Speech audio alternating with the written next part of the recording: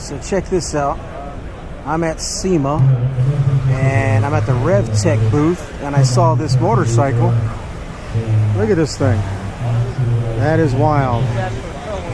This thing has 4 V-twin engines on this thing. That is nuts. That is incredible. You gotta watch out, man. You might burn your leg right there. I don't even know how this thing could possibly work with 4 V-twins on here. That is wild, man.